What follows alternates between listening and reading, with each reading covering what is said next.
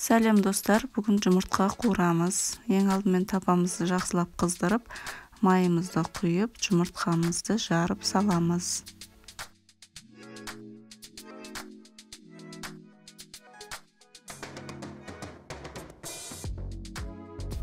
Жұмыртқамызға тұзымызды сеуіп шығамыз.